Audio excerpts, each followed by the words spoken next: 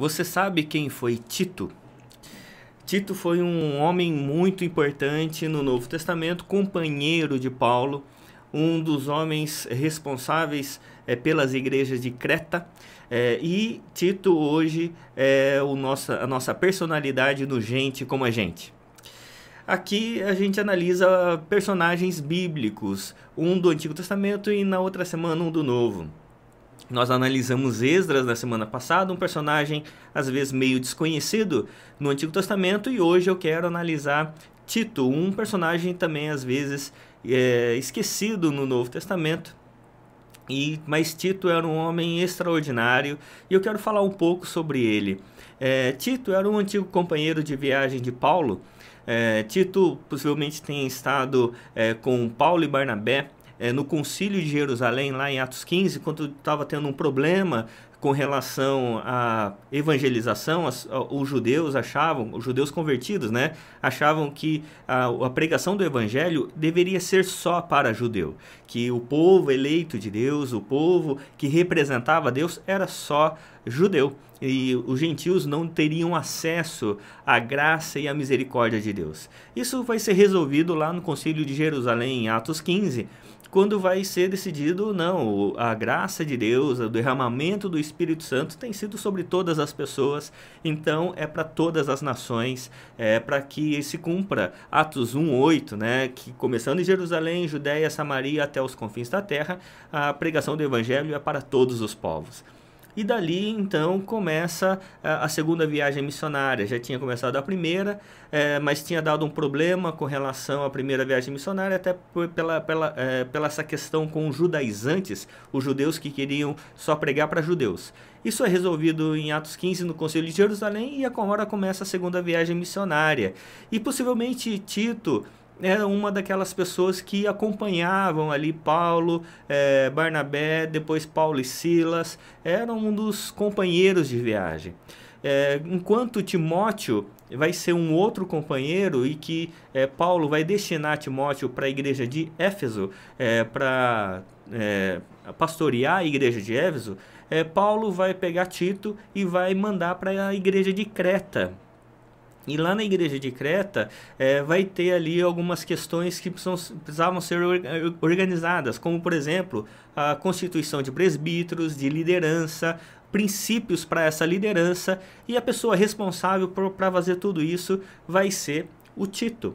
Então, e é interessante porque não se tem ali notícia de que Paulo tenha plantado uma igreja de fato em Creta. Ele passou por ali, mas não que tenha deixado um grupo.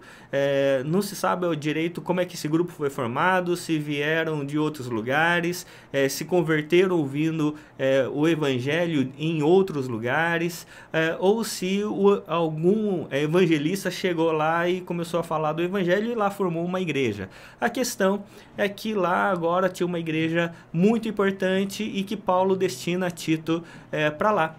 E tanto Timóteo quanto Tito vão fazer parte das cartas chamadas cartas pastorais, cartas que Paulo dá orientações para Timóteo, para Tito pastorearem essas igrejas, e são cartas afetivas, não só instrutivas, mas elas são sobretudo afetivas, para que tanto Timóteo e Tito cuidassem das igrejas, mas cartas também para que Paulo cuidasse deles, né? Então, na carta a Timóteo, por exemplo, Paulo vai falar assim, olha, toma um pouco de vinho, porque isso vai ser bom para o seu estômago, dando orientações bem pessoais. Para Tito, da mesma forma, né, motivando Tito ali no ministério que ele tinha em Creta. Então, Paulo deixa Tito lá, e ele chama Tito de verdadeiro filho. No capítulo 1 de Tito, verso 4, ele vai dizer assim: a Tito, verdadeiro filho, segundo a fé comum. Olha que interessante, né? Como Paulo tratava tanto Timóteo como Tito como filhos verdadeiros, preocupado, cuidando de cada um deles. E uma responsabilidade muito grande. Eles possivelmente eram jovens, e tinha pessoas ali nas igrejas muito mais experientes que eles, por vezes, mais conhecedoras da lei, do Antigo Testamento. Então, para Timóteo, para Tito, fala assim, olha, não se envergonhe da sua juventude, da sua mocidade, mas faça tudo que for correto. Então, era importante essas cartas, até para validar a liderança de Tito e de Timóteo diante da igreja, né, para que a igreja percebesse a confiança que Paulo tinha neles, e era para que a igreja também demonstrasse essa confiança. Até mesmo porque Tito agora vai organizar a liderança e ele vai constituir os presbíteros. Isso a gente vai ver no verso de número 5, o verso de número 6 a 9 vai falar sobre algumas condições que eram necessários para os presbíteros serem maridos de uma só mulher, terem testemunho dos de fora quanto dos de dentro.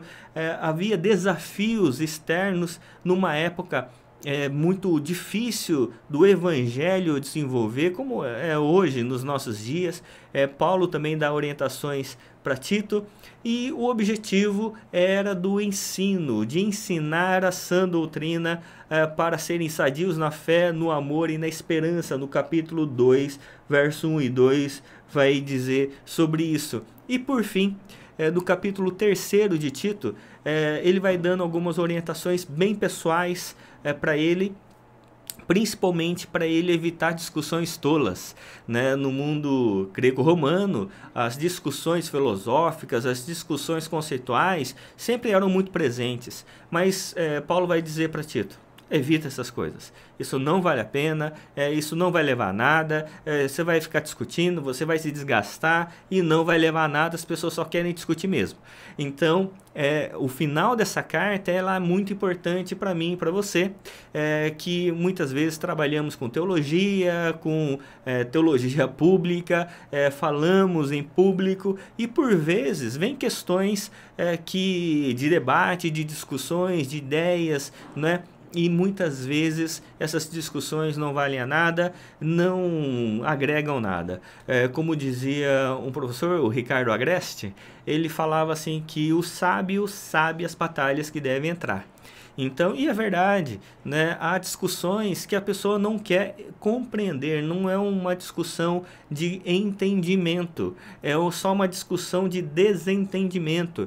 Quando a pessoa não quer entender ou não está aberta a ser ensinável, então não adianta discutir, porque a pessoa não quer dialogar, ela quer somente debater.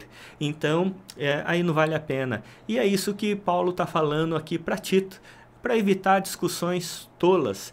Discussões tolas, não que os assuntos sejam irrelevantes, é que às vezes as pessoas que querem discutir não têm o espírito de humildade ou de amor, de fato, né? De debater ideias, eles querem debater pessoas. Então isso não vale a pena.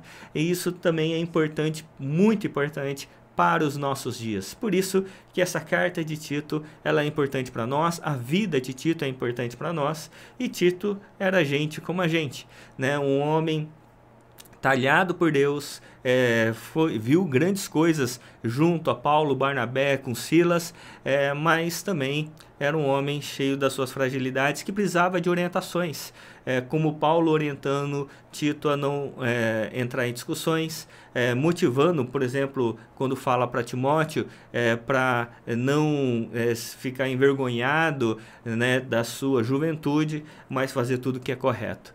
Como nós precisamos também de orientações dos mais experimentados, né, para que a gente possa caminhar sempre segundo a graça, o amor do nosso Deus. Tá bom? Que Deus assim também o abençoe, multiplique graça, virtude sobre a sua vida, e Deus abençoe. Em nome de Jesus. Amém.